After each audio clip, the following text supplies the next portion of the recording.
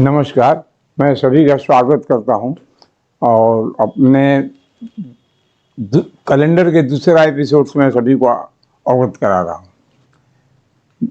जैसे मैंने पहली बार बताया था कि 1 जनवरी अथवा रविवार को कैलेंडर का निर्धारण हुआ है और 1582 और 1752 के बीच में कुछ जो गड़बड़ियाँ उसके विषय में आज स्पष्ट करूँगा। जो गड़बड़ियाँ हैं जिसके चलते लोग समझ नहीं पा रहे हैं कि 1752 वाला कैलेंडर सही है या 1582 वाला है, लेकिन मेरे हिसाब से दोनों ही है, तो इसलिए मैं बता देता हूँ। तो पत्राचार के अंतर्गत एनसीईआरटी से मेरे को 3 नवंबर 2000 में एक पत्र मिला, जिसमें उन्होंने स्पष्ट लिखा है कि 1582 का जो ग्रेगोरियन कैलेंडर का ये है उसको एक्सेप्ट किया गया 1752 में। और जैसे दिखाया है कि 100, 200, 300 माने 400 से जो डिविजेबल होगा वो 400 डिविजेबल होगा वो साल जो है आपका 29 दिन होगा, बाद में 28 दिन होगा, ये स्पष्ट लिखा हुआ है। और ये जो लिखा है कि 1582 को 1752 में एक्सेप्ट किया गया, मेरे को यहाँ में कंफ्यूज हो गया कि आखिर में इतना दिन क्यों लगेगा, 170 वर्ष क्यों पेंडिंग रहा ये। तो फिर मैंने अब अनुसंधान में और सब इंसाइक्लोपीडिया में मैंने जुगाड़ किया, तो जुगाड़ में व्यवसाय किया, तो व्यवसाय में मैंने पाया कि व्यवसाय में मुझे एक पहले ही मिला जो ब्रिटानिया ये लेक्सिकन इंसाइक्लोपीडिया पेज नंबर 28, उसमें लिखा है कि 4 अक्टूबर को जूलियन मान लिया गया और 5 अक्टूबर को 10 दिन एडजस्ट करके ग्रेगोरियन चालू कर दिया गया। तो ग्रेगोरियन वहीं से आरंभ हो जाता है, ग्रेगोरियन वहीं से आरंभ हो गया। और उसमें फिर मैंने देखा कि अनुपात जो 400 का डिविजेबल लिखा है, तो पोप ग्रेगरी ने इसको प्रयास रहित काम किया। इसको मैंने 400 नहीं, जो अनुपात उन्होंने अनुपात को जिसमें रिकमेंडेशन दिया है वो 400 से नहीं बल्कि 500 का होना चाहिए था। ये दर्शाता है कि पोप ग्रेगरी का जो गणित जो था, गणित ने थोड़ा उनका कमजोरी कह सकते हैं, वाइज नहीं कमजोरी था, लेकिन 500 होने से कोई कटौती का समस्या नहीं होता है। और वही गलती जो है हमको एक खोज करने के लिए बाध्य कर दिया। तो उसमें मैंने देखा कि एक दिन का कमी मिल रहा है, इसको यदि हम सॉल्व देते हैं तो मेरे को सम्मान मिलेगा, मेरे को प्रिय मिलेगा। तो खोजते खोजते मैं गया तो देखता हूँ कि इसमें पूरा का पूरा ही गड़बड़ निकल रहा है। तो देखिए,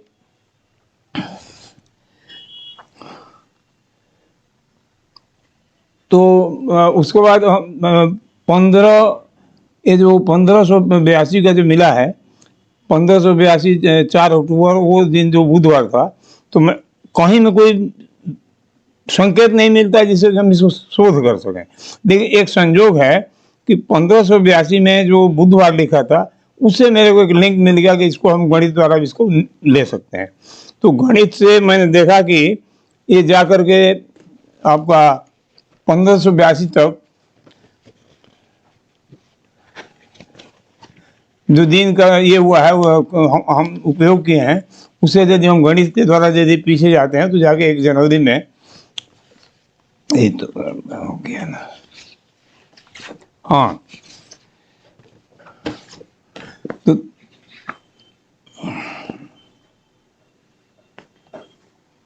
4 अक्टूबर से हम अपना इसको ये किए हैं, कैलकुलेट किए हैं, जो कि एक जनवरी तक जाकर के, और 2 दिन लीप जो किया था 4 और 8 को जो छोड़ दिया गया था, ये सब कैलकुलेट करने में मिलता है कि 5,77,735 दिन खर्च हुए हैं, हमको मिला है।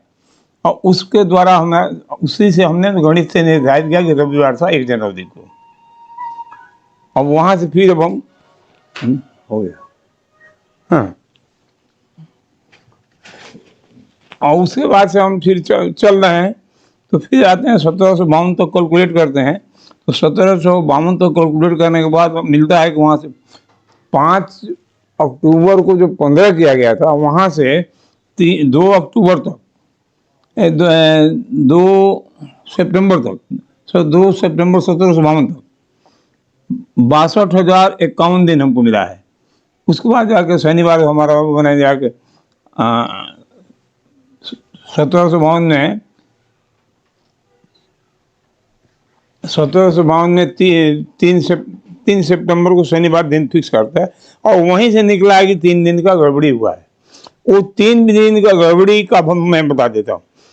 एक्चुअली ग्रेगोरियन जो कैलेंडर जो स्थापित किए हैं, वो अनुपात जो दिए हैं 365 दिन 24219 है। इसको यदि देखा जाए तो उससे कैलकुलेट करने के बाद देखा गया कि 1752 में 3 दिन आगे को जंप कर रहा था। तो वो इसी से ये लोग चंद्रमा से जो आए हैं, तो 3 दिन को जंप को के सहयोग से साप्ताहिक ये लेकर के डिक्लेयर दे दिया कि वहीं पोप ग्रेगरी जो है 1582 में कैलेंडर का निर्धारण नहीं किया है। तो आइए हम आपको ले चलते गणना की तरफ कि कैसे हमको कैलेंडर के द्वारा हमको कैसे कैसे मिला है। According to lexicon universal encyclopedia volume number 4 of 1988 page number 28 में आपका यह 4 अक्टूबर 1582 से 1 जनवरी 1 तक गए हैं, तो 5,77,135 दिन मिले हैं।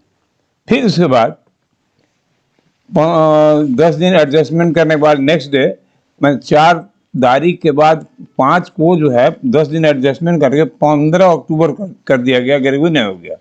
और वहीं से हमको 10 दिन एडजस्टमेंट करने के बाद 15 अक्टूबर 82 से हम 2 सितंबर 1752 तक आपको 62,051 दिन हमको मिले हैं।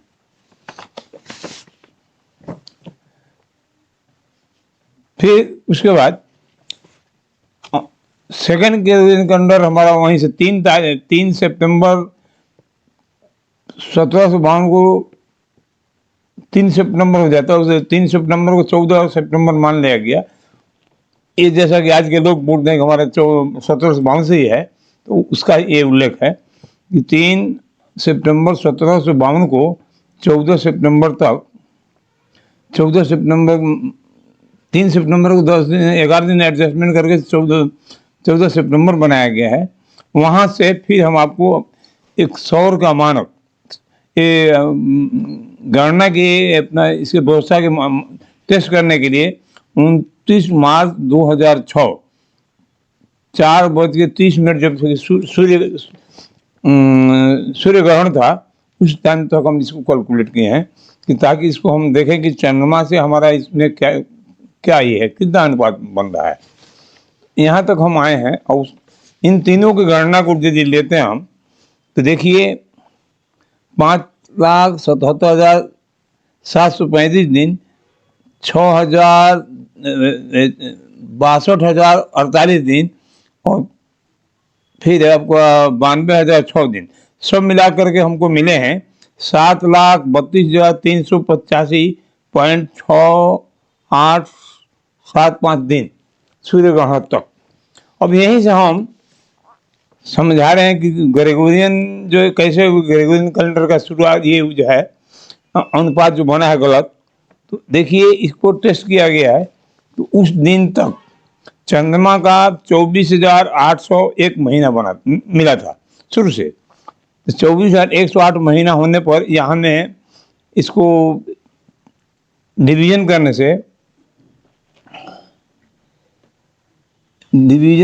से आपका जैसे कि देखिए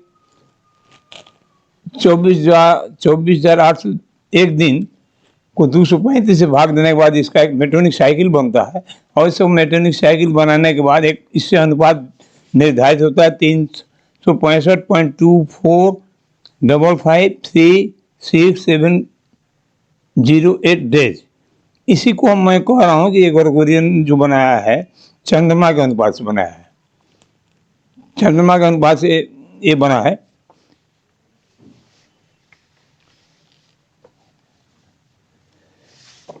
अब इसको जो है 24,801 दिन 24,801 जो लूनार मंथ है, इसको 235 से भाग देने के बाद जो रेट बनता है वो सब निकाल करके एक नेटवर्क साइकिल हमने सिद्ध किया है। एक नेटवर्क साइकिल बनने में इसको अनुपात मिला है 364.24553 डेज, जो कि हम आज कह रहे हैं कि 365.24219 डेज है, वो एक ही है। तो मेरा इसी विश्लेषण के द्वारा भी मेरा चैलेंज है कि पोप ग्रेगरी जो है वो चंद्रमा के अनुपात से बैठा है।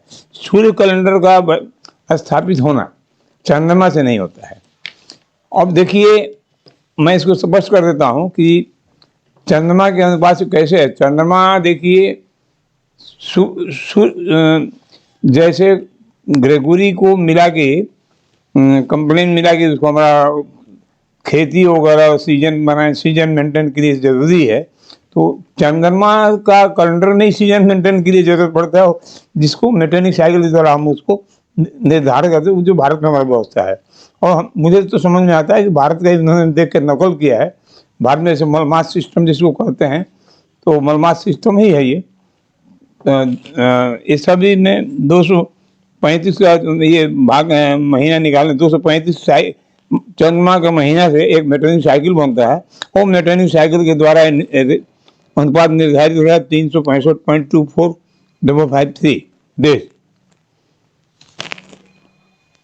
तो ये अनुपात एक्चुअली क्या है, मेरे गणना के अनुसार मेटेनिक साइकिल के द्वारा 365.24553678 अनुपात बन रहा है। ये मेटेनिक साइकिल के द्वारा जो हमारा सौर कैलेंडर के लिए बनाया गया है, लेकिन सौर कैलेंडर एक्चुअली सौर के अनुपात से मैचिंग नहीं करेगा। ये चंद्रमा को जो बनाया गया है सौर कैलेंडर सूर्य के अनुपात को इसको मिलाने के लिए, सीजन को मिलाने के लिए, जैसे लोगों का आपत्ति था कि कैलेंडर का संशोधन होना चाहिए, गलत है, तो चंद्रमा के हमारे भारत के नकल के चंद्रमा के अनुपात के द्वारा मेटेनिक साइकिल से इसको 10 दिन का संशोधन कर दिया, वही चल रहा है। मेटेनिक साइकिल है क्या? 235 महीना बराबर एक मेटेनिक साइकिल होता है, और इसमें 19 साल होते हैं। 19 साल में 235 महीने का ये बनता है। तो एक्चुअली है क्या कि हमारा भारत में ये व्यवस्था है कि सूर्य के अनुपात को मैचिंग करने के लिए 235 महीना में 19 साल में 228 महीना होता है, और 7 आपका मलमास का हो जाता है। इस तरह से मिला के 235 महीना बनाया गया है, और उसी को लेकर ग्रेगोरियन कैलेंडर को स्थापित कर दिया।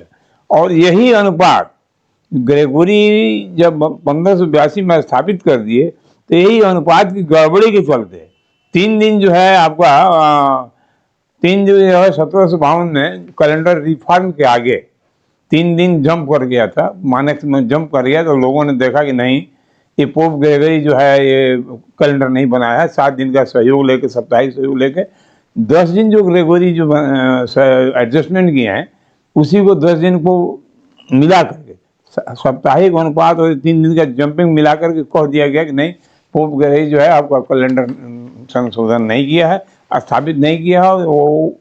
और उसी को रिकॉग्नाइज करके 1582 का रेफरेंस दे करके 1752 में इसको मान लिया गया, और वही कैलेंडर आज हमको चल रहा है।